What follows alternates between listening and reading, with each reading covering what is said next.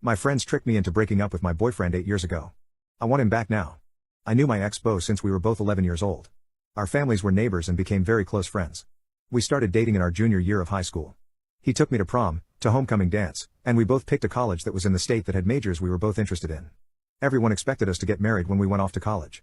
The college we went to was 3 hours from our town, and it was closer to a major city in our state, and it was a bit of a culture shock for the two of us.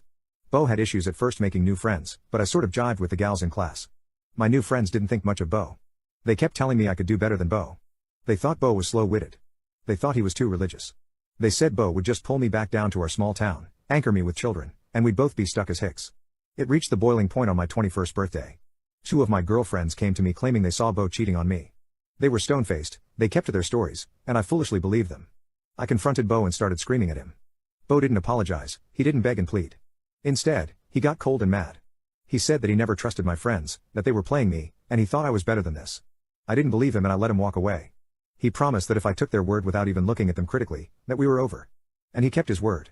From that day, he wouldn't even look at me. He wouldn't talk to me, he wouldn't acknowledge I existed.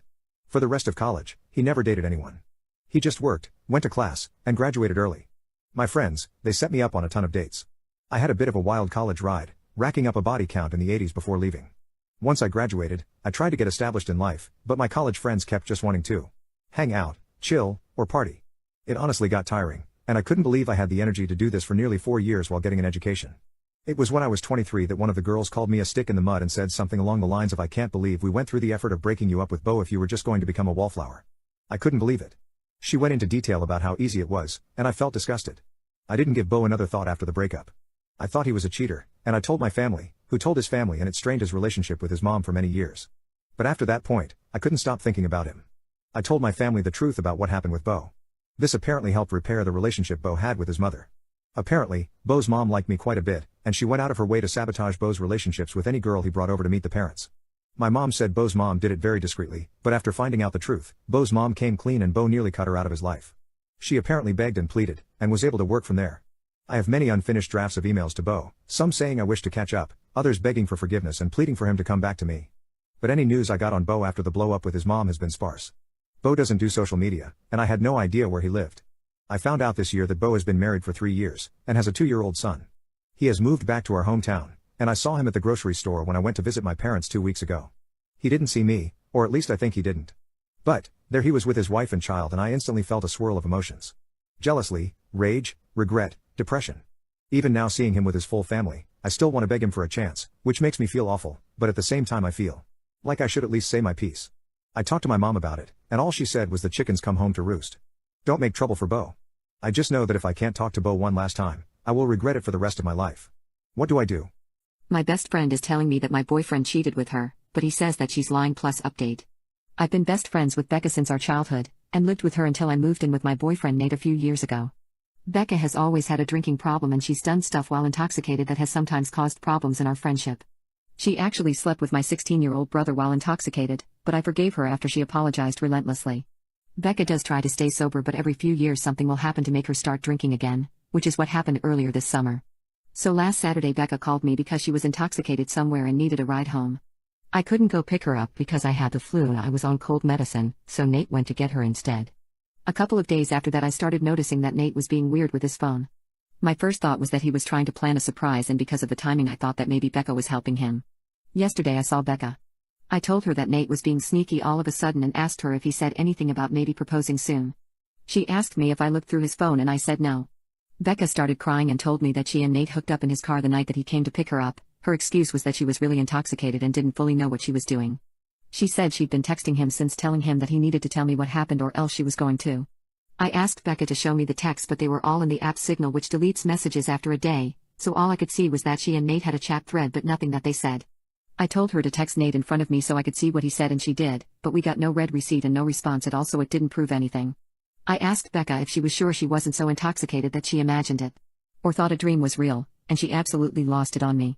She started screaming that she knows that she's horrible when she drinks, but that she's not effing delusional and she doesn't make stuff up.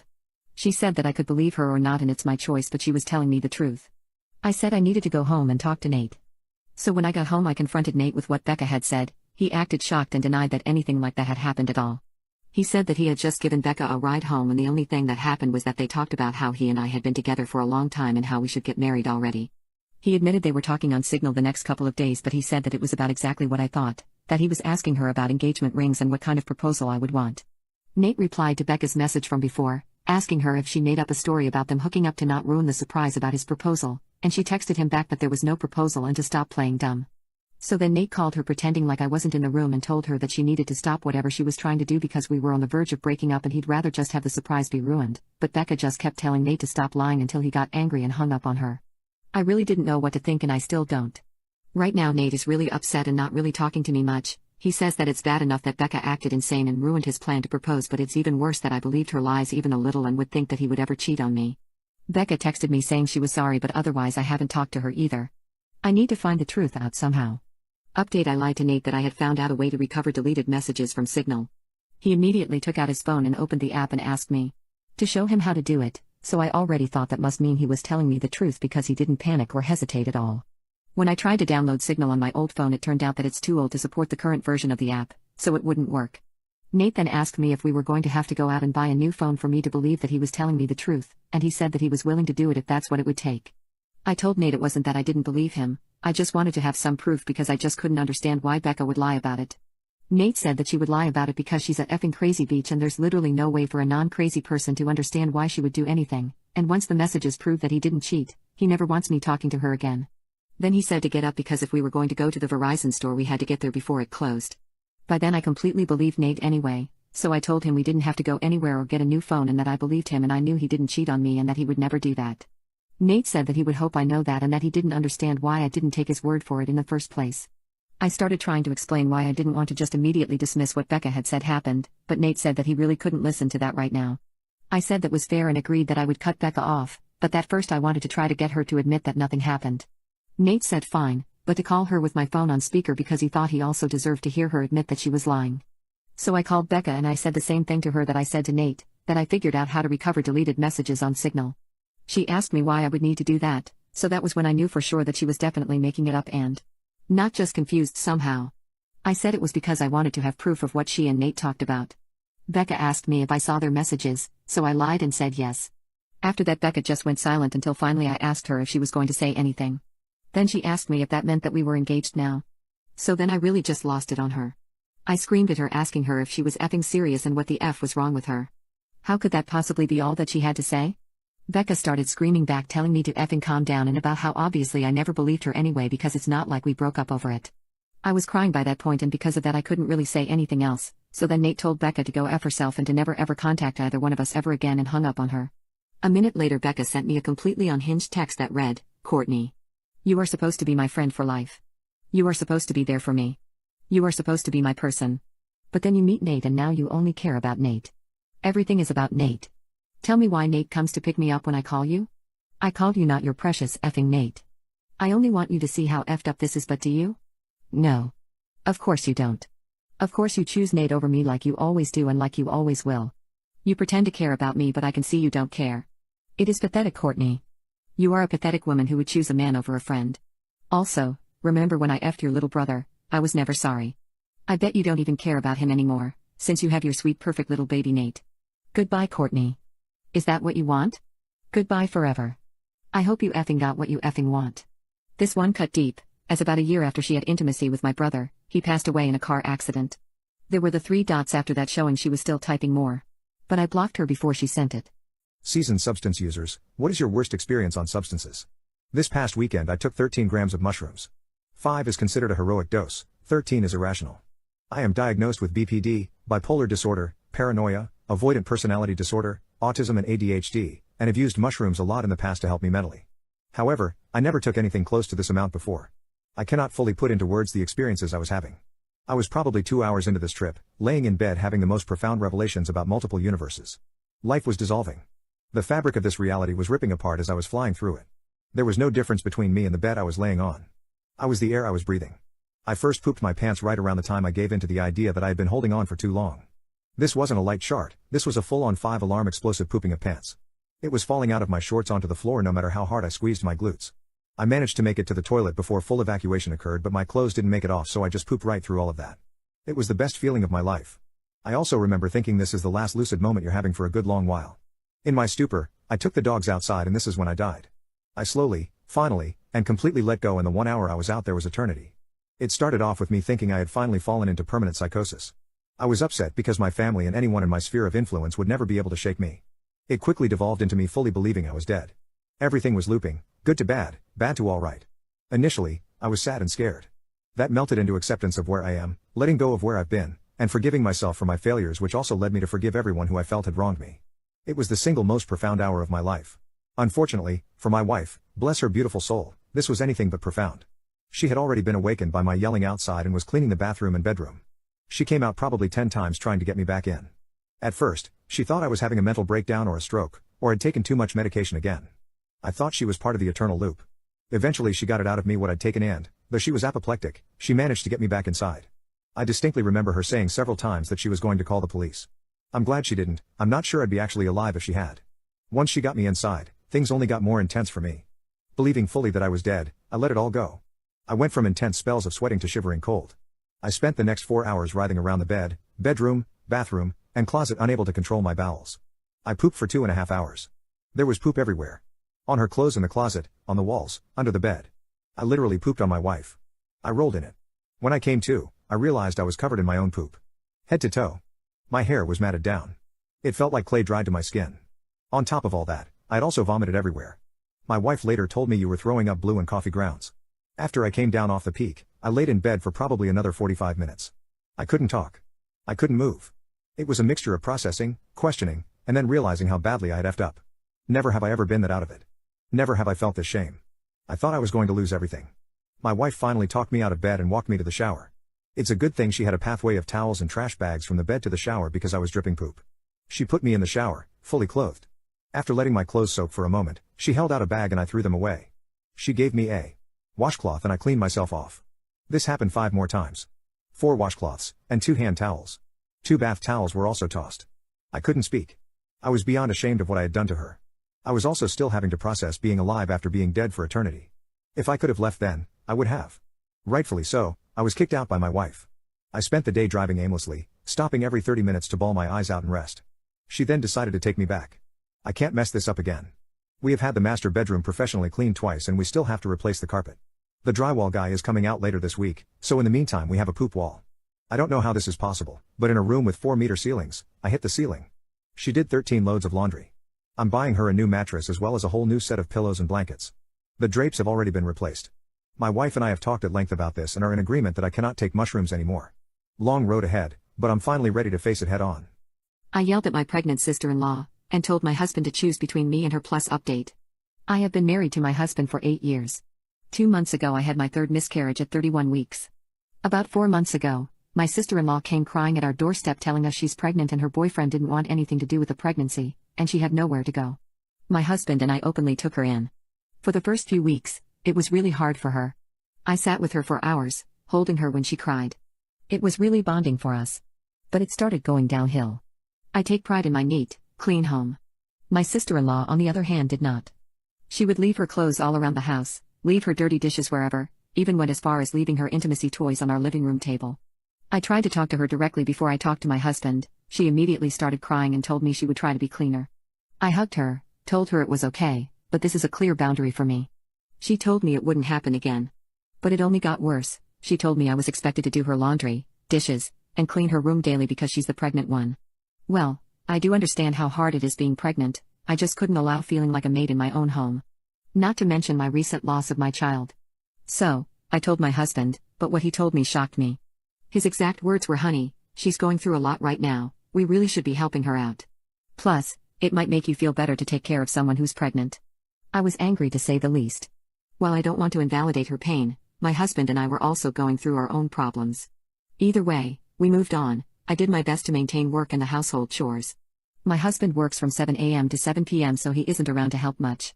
I work full-time from home so it's been super stressful. When I even try to ask for help from my sister-in-law, she always makes excuses. The one thing that pushed me over the edge was when I went out to buy my own food that I have actually enjoyed eating after my miscarriage. I wrote my name on it and directly asked my sister-in-law to not eat it. Well, I went to go to my fridge to get it and I saw she freaking ate it. I told my husband and of course he rubbed it into my face that she's pregnant, I need to be less selfish, and life is about sacrifices. I was so upset I told him I felt like he and her were horrible roommates. He didn't take that well. A little while later, my sister-in-law planned a random baby shower party at my house without even telling me. I personally didn't know if I could even be home when this was happening.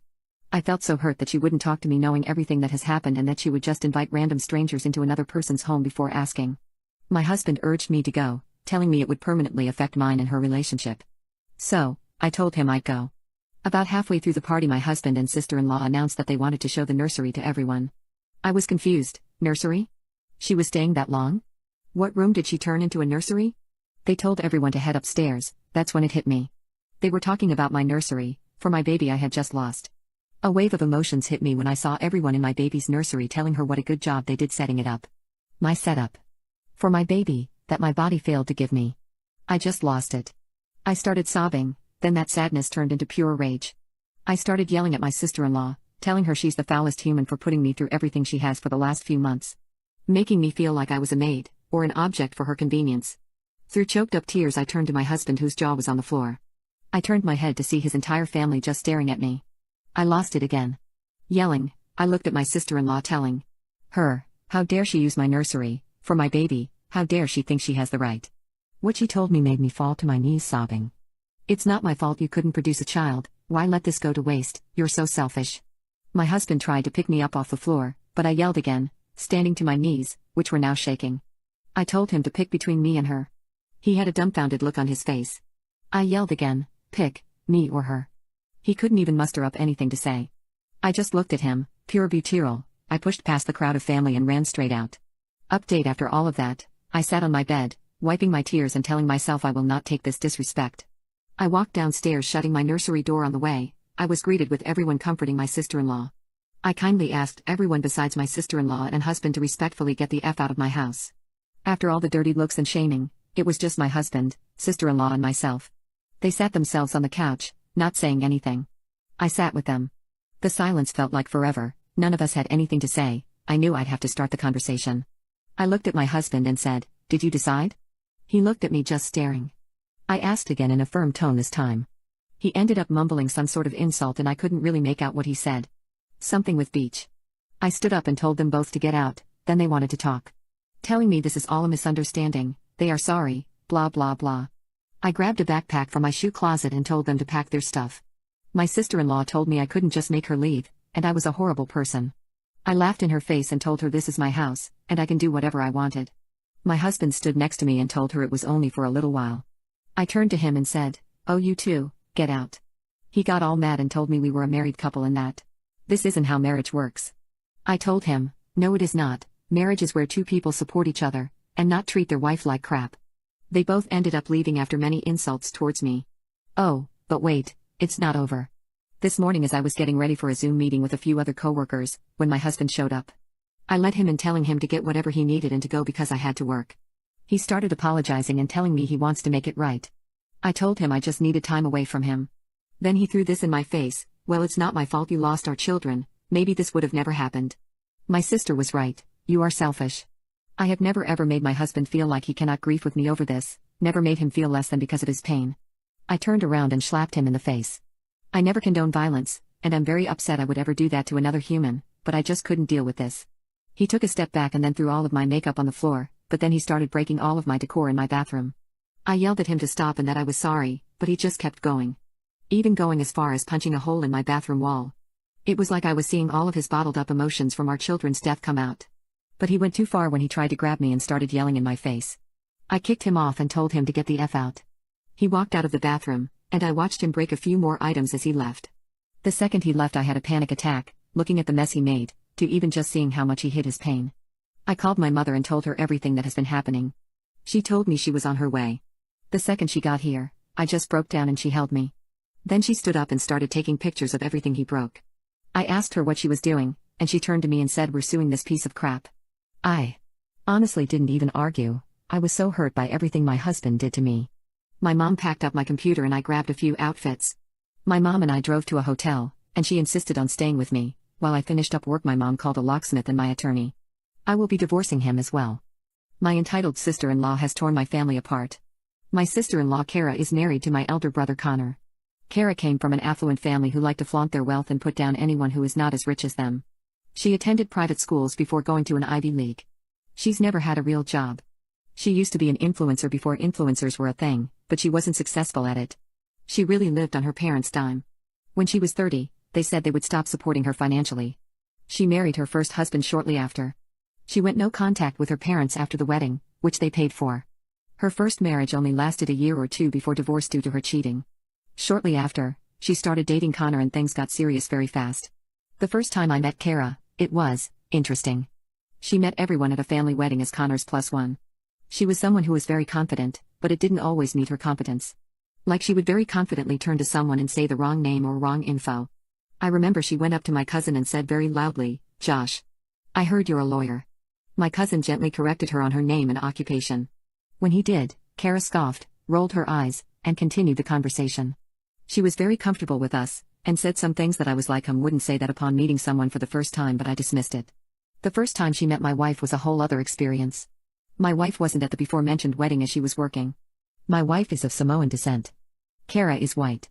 When she met her, Kara immediately led her on to a string of questions. Where are you from? Oh, well, what are you? No, I don't mean your occupation. What's your ethnic background? When she finally got to know that my wife was of Samoan descent, she made a comment that she was real-life Moana and then asked if her brother plays football and if her extended family makes canoes. My wife gently pointed out that the questions were based on stereotypes and a bit prejudiced. Kara jumps in, "I'm not prejudiced, I have all sorts of friends who are people of color." Then there was my wife and I's wedding. Basically, I danced with nearly every family member, including Connor. Next morning, I got a text from Kara saying that she didn't like Connor dancing with other people and him dancing with me made him uncomfortable. She's also been frankly rude to my other older brother Alan's children. We were having dinner one summer and one of Alan's children fell and skinned his knee pretty bad. He was 3 when this happened and started wailing loudly. You know, typically child behavior. Karen rolled her eyes, looked at me, and said "Uck. Isn't he so dramatic?" "No, he's a child." As if Karen didn't have a breakdown after falling down while roller skating with the family a few months back. My wife and I also have twins. Frankly, I tried to keep them away from Kara. Our twins were born 5 months before Connor and Kara's first. One of our twins happens to have a name with the same first letter of their first and are somewhat similar. We had no idea what they were choosing. When we announced the names, Kara threw a effing fit. Like my family is visiting in the hospital room, everyone's excited, and we see Kara suddenly leave the room. Connor followed her. He came back and said she was crying and we were like, "Oh, happy tears?" Like thinking it would be her in a couple months? Nope. We stole her baby name. We didn't even know what their baby name was and didn't share ours with anyone. Our name is a family name, there is just one thing like. It's not even the same name, just the same letter. She ended up using the name anyway. Connor and Kara have 2 kids together now. I really don't like to mom shame because parenthood is hard. However, she's not maternal to the kids. The couple instances I've engaged with her while she has kids, she doesn't engage them in any way. No talking, making faces, playing, etc. She seems completely uninterested in her children. I do have a cousin who lives by them and sends her kids to the same preschool they send theirs. It's been communicated that their oldest, who's now 4, has some sort of behavioral issues. It's to the point people don't invite them to play dates, birthday parties, etc. and Kara refuses to get him any kind of help because everyone is a hater, and he's perfect. I'm losing my fiancée because I went against her wishes plus 2 updates. I proposed to my fiancée 2 months ago and she said yes. I love her with all my heart. Only problem that we were facing was that I haven't met her family because she has not had any contact with them for 20 years. For my family, that's a red flag. My mum suggested to me that since we are engaged now they're my family too, so we contacted them. Her mum was so sweet and she started crying the moment I introduced myself. Her father is also very kind. They talked to me about her childhood, how wonderful she always was, and it made a lot of sense what she turned out to be. I thank them for raising such a beautiful human. I kept in touch with them and I soon met all her siblings. She has 3, then I introduced them to my family and I was happy they got along. Mum suggested then that the next step is to invite my future in-laws to my parents' house and take my fiancée there so she could finally work on the dispute that she had with them. I agreed and brought my fiancée over without the knowledge of her family being present. When she got there she screamed, "What are they doing here?" and ran out. I have never heard her raise her voice like this before. I ran after her but she just drove off. I went back and apologized. Her mum was crying her eyes out and so were her sisters. Her dad and brother looked shook up. When I went home she was crying and packing. She told me that she needed to move out and that she was staying with her friends. I also started crying and asked her to tell me what happened. Then she told me all of it. When she was 18, her brother roped her best friend's little sister. He apparently had feelings for this girl for years but she never was interested, so one New Year party he waited until she was very intoxicated and roped her. He later boasted about how he finally had her and now can move on. He got away with it even when everybody knew he did, but there was no evidence. My fiancé tried everything to help convict him because she was the one who overheard him boasting to his friends and discussing what he did to that girl. My fiancé's family did everything to protect him. A year later the girl went through with suicide. That broke my fiancé, who still suffers from severe depression. She said the indifference in her family's reaction when they found out about the girl's fate still makes her blood freeze in her veins. She knew she could never forgive them. The way she was talking, like this happened yesterday. I felt sick and I wished I didn't have to ask. I have seen her brother and how proud her parents are of their only boy who's successful and a father of two.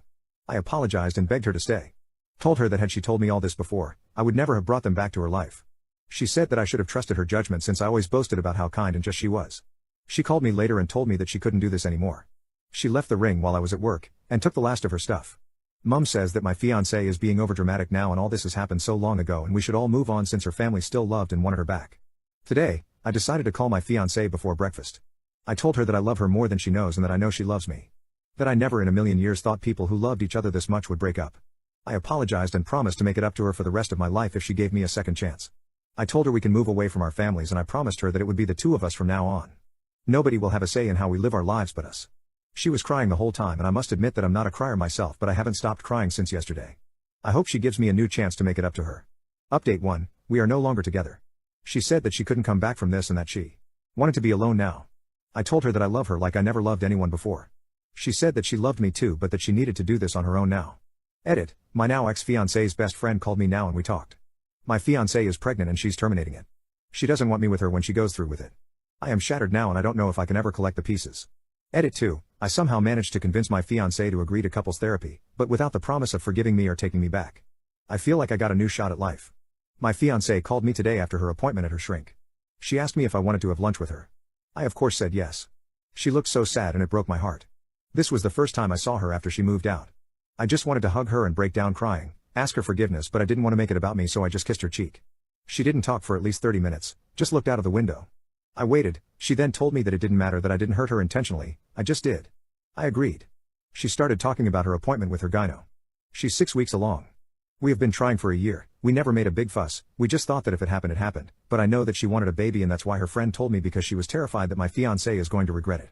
I told my fiancé that it was absolutely 100% her choice whether she wanted to keep it or not, but that she should never do either from a place of hurt, or anger. She should do it because it feels right for her. She then told me that she is going to think a little bit more. She also told me that she was ready to talk to me about her life with her family but never any details, and only in therapy sessions. She also said that she was ready to listen to me and what made me do this stupid thing to her, but also only in therapy. She also told me that she doesn't want to move back with me and that she wanted to postpone the wedding. She refused to take the ring back and said she would ask for it if she thought we had a chance. She said that if we separate, she wants to know she's done everything. I told her I love her more than anything and she said she believed me and that she did too. We are starting therapy on Tuesday and will hopefully continue every week.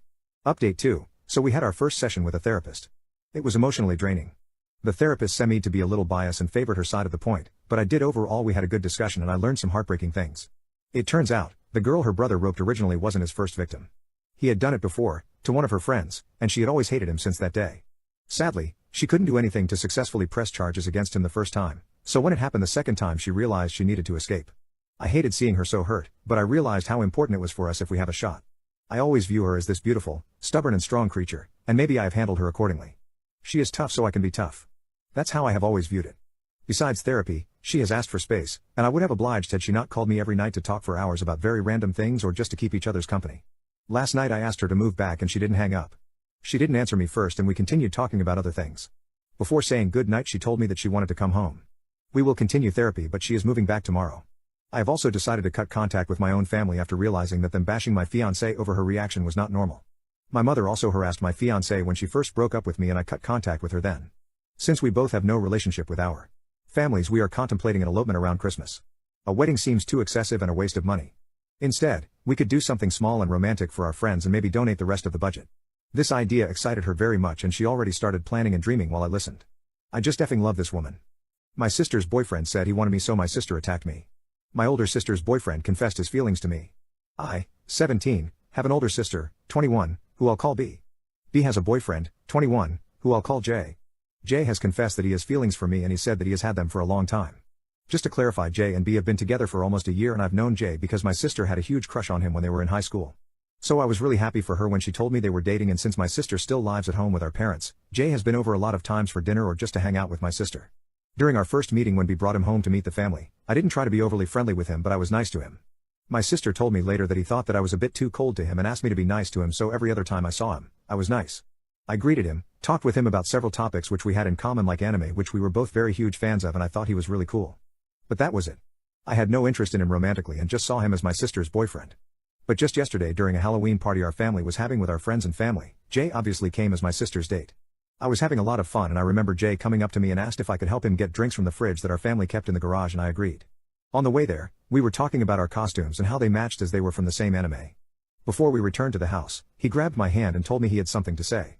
He then confessed to me that he had a crush on me and that he was first hoping that his feelings for me would go with time, but he felt like every day he came to our house his feelings would grow. He also said that he can't stop thinking about me. I felt uncomfortable as he spoke and asked what about my sister and their relationship, and he said that he loves my sister but loved me more than her, and said that he was sorry for having feelings for me when I am still a minor and he is an adult, and that he just felt like he had to let me know. I was quiet and so was he as he looked at me awaiting my answer. I told him that I don't have feelings for him and I think that him confessing to me will ruin the friendly relationship between us, and I told him that I'd tell my sister because I didn't want her to misunderstand. But he begged me not to tell my sister because he still wanted to date her, and I told him that he can't date someone if he doesn't have feelings for them, and ran back to my house to try and find my sister. I found her and she immediately asked where Jay was. I pulled her aside while telling her that there was something she had to know, and we went to the bathroom, which was fairly quiet, and I told her about what Jay had told me. She looked at me silently for a few seconds before going outside the bathroom.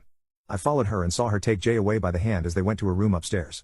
I couldn't focus on the party anymore and kept looking up to see if Jay would leave the house, but he didn't leave. Even after the party was beginning to end, they were still up there. I thought maybe it had gone bad and that Jay had probably hurt my sister, so I told my mom what happened and we both went to check on her. We found them cuddling on her bed and immediately she saw me. She told me to get out of her room. I was confused and asked what I had done. She told me that she's always known that I was jealous of her relationship with Jay and that she couldn't believe I'd go as far as lying to about Jay confessing to me, and said that Jay was an adult and I was a child and whatever obsession I had with Jay should end.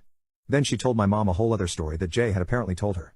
Apparently Jay told my sister that we were talking about anime in the garage while getting more drinks, and I began to confess about how I liked him from the moment I saw him and that he tried to reject me nicely, but I ran off to B and told her a completely different story just to make Jay look bad. I tried to defend myself, but for some reason my mother sided with B and dragged me out of B's room. My mother then told my dad what B had told her and my father was confused at first, but at least he listened to my side of the story, but my mom didn't believe me. She even called my aunts who were there and began to tell them, and they were all telling me how wrong I was for trying to break my sister's relationship apart. B also came down with Jay and escorted Jay out before coming back to tell me that I have always tried to get everything from her and she knew one day I'd try to steal her boyfriends, and my mom and aunt shamed me for it. Only my dad believed me. I have been upset about it and both my mom and sister are ignoring me. I also cried a lot to my dad telling him the story over and over, hoping that he doesn't get lied to by my sister. I sent a text to Jay telling him that he was a horrible person and told him how I couldn't believe he lied to my family, and he sent a screenshot to my sister, and just a few minutes ago she's yelled at me for still trying to ruin her relationship and for being obsessed and jealous of her, and I was crying. I just want to know what I should do to prove my innocence. It feels so horrible to be accused of such a thing. I'm not talking to anyone in my house and I've been locked in my room. Update: my sister's boyfriend said he wanted me, so my sister attacked me. Someone told me to send my dad the link to my post and I did. I think he showed it to my mom or sent her same link because she came to my room and said she wanted to talk to me. I refused because I had tried talking to her many times to prove myself, but she ignored me or refused to hear me out. She then told my dad to try and make us talk, but I refused again and told my dad that I wanted to go to my grandparents' house and stay there because I was uncomfortable at home. I also specifically said in front of my mom that I wanted to go to a place where no one thought I was trying to steal another person's boyfriend, and my mom tried to defend herself saying that it was a misunderstanding and that she was ready to listen to me, but I didn't want to talk to her. I think she might have read the comments from my first post calling her a bad mother and was trying to convince herself that she was a good parent in that situation when she wasn't. My dad took me to my grandparents' house on Tuesday and they immediately believed my side of the story when I told them what happened, and while my dad was still in their house, my grandfather told him to ban Jay from coming to our house. My grandmother wanted to confront my mom, but I knew my mom would feel bad about it and probably cry, and even if many people here told me to let my mom get called out by my grandparents, I didn't want that. It would cause more drama with her side of the family and it would become something big, and maybe they would all end up taking my mom's side, which was Jay's side, and I didn't want that. Also, my dad discouraged it for the same reason. So I stayed with my grandparents for almost a week and it was nice. My dad would call me regularly to check on me. My mom tried to call me and she sent me a lot of texts asking me to come home, but I didn't want to.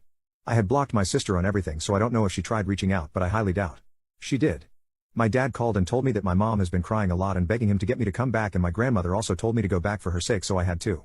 My grandparents took me back home after school and my mom started to act all nice and sweet to me and was trying to do everything for me and asking for a girls' day out with just me and her, but I refused. Before I wouldn't question this because she's usually nice to me, but after what happened and her siding with my sister plus accusing me for trying to ruin my sister's relationship, I wasn't ready to be friendly with her. I also couldn't see her the same after embarrassing and shaming me with her sisters. I think it was around 6 or 7 p.m. and I was in my room and became knocking on my door and asked if they can come in. I went to check who else was there and I saw it was Jay. I refused and tried to close my door but they blocked it. My sister kept saying that they were trying to fix things but I didn't want to listen and kept pushing my door to close it, but they were also pushing to open it and actually ended up opening it. I told them to leave my room and I was shouting for my dad to come up to my room, but my sister closed the door with her and Jay inside and leaned against it while telling me to calm down and hear them out. I refused and kept telling them to leave and tried to push my sister out to leave, but Jay tried to pull me back and I shouted at him not to touch me. My sister started crying and told me to stop acting this way and to just hear them out. My dad also came and was knocking for the door to be opened and I said I would only listen to her if she lets my dad stay with me in the room, but she said that they both wanted to talk to only me and open the door to tell my dad and my mom, who was also there, about it, and of course my mom made my dad leave me with these people just because B was crying and she never cries unless it's serious and that kind of bull. So I called my dad and remained on the line with him and told him to listen just in case they tried to do something, and my sister was fine with it. I also told them to stay next to the door away from me, and then my sister started saying that Jay was really worried when I wasn't at home and she also became worried because this wasn't me, and then Jay said that he felt guilty for being the cause of our family having issues, and then said that he decided to forgive me for trying to break him and my sister up and that he hoped everything could go back to the way they were before the party. My sister then started apologizing for saying mean stuff to me and said that no matter what she will always love me and that she wanted us to be close again. She also said that it was fine for me to like Jay but I shouldn't try to break them up because they were very happy together and that I would understand if I found someone that I loved like she loved Jay. Isn't that ridiculous? I even find it a bit funny. I asked my dad if he heard what they said and he scoffed, but my sister started saying that she understood that I was upset now, which is why they got me something, but it was in her room. Jay then said that it was very expensive but he got it for me because he knew I really wanted it and said how excited he had been to give it to me. My sister then asked if she could give me a hug for making up, and then she said that we should go together with my mom for a girls' day out to make up, and I told her and her boyfriend to get out of my room. Jay then said that they were just trying to make up with me and that they both missed hanging out with me, and I told him to shut up and never talk to me again. I then told my sister that as long as she thought I liked Jay and as long as she believed Jay's side of the story over mine, I didn't want her to talk to me and I didn't want her in my room too, and that they should leave. B got mad and shouted at me saying that I was being mean and that despite the fact that I was trying to break them apart, she still wanted to be the bigger person and make up with me. My mom then came to the room, I think she was listening with my dad or standing outside my door, and said that we should all get along and the fight should end because we were all acting childish because of it. Jay was acting all innocent the whole time, nodding and agreeing with everything. I still don't understand why they're trying to make everything seem like it was before after publicly humiliating me in front of the family for telling them the truth about Jay. I told my dad to come and help me out of this situation and he came and told them not to force me to talk to them when I didn't want to, and my sister insisted that we should make up as a family, and Jay nodded again in agreement and started telling me to listen to my mom and forget about it because they already did, and I swear I wanted to knock him out so bad. I told them to get out of my room or I'd go back to my grandparents' house, and this time I wouldn't return, and my mom now started crying and said I was going too far, but they left. My dad stayed and I told him that I wanted to go back to my grandparents' house and stay there until I finished school since I'm a senior, but my dad refused and said he didn't want us to be separated again and that he'll find a solution for it. I've been wondering what I should do. Jay is still here and he had been knocking on my door, which was locked, after dinner and telling me to take his gift, which by the way is a figurine of an anime character called Gojo from an anime called Jujutsu Kaisen, the one we both liked, and he said that it costed more than $300 and since he spent all that money I should take it. My dad told me not to take it, but I wasn't planning on doing it either. My dad has also told him to stop trying to talk to me and to stop coming in my space because he's making me uncomfortable, but it made both my sister and dad to argue. My sister said it's not necessary to stop Jay from coming close to me because Jay has zero interest in children like me and dropped her nice act after that. You guys told me to tell my dad to ban him from coming to our house and he did, but my mom and sister were against it and my parents even argued over it, but it doesn't really surprise me that Jay is still around even right now as I'm making this post. I think he might believe that what he did wasn't wrong if my sister didn't believe me. Plus B said she'd move out if Jay was banned from coming to our house, and my mom cried about it and begged her not to while arguing more with my dad, and so that's not happening soon, unfortunately. I don't want to be alone with him to record our conversation because I don't know what he can do to me when we are alone, so I'm sorry but I won't do that. So far when he's talking to me, it's mostly him talking about his gift and how he really wants me to take it, and I don't feel comfortable taking anything from him. My sister also can't force me to take it because it was expensive, but I don't care. Also during dinner my sister said that she was uncomfortable now that I'm around and was saying that I ruined the peaceful atmosphere that was there in the house before I came back. She even said that because of me making accusations towards Jay, I ruined the happiness our family had and also almost ruined her relationship. My dad yelled at her to stop saying stuff like that to me, and my sister yelled that only my mom loved her and that my dad and I were nothing to her, blah blah blah. Honestly, I don't know what her problem is. But I feel like it's kind of my fault that everything happened. There's been a lot of arguments between my family members and it's making me feel bad. Maybe I shouldn't have told my sister about Jay's confession. But I really did it with no bad intentions and because I didn't want to hurt my sister, but she didn't even believe me and neither did my mom. She said she believes my side of the story but then goes ahead and still sides with my sister. That's mostly why I don't want to talk to her. It's honestly upsetting and I really want to leave again.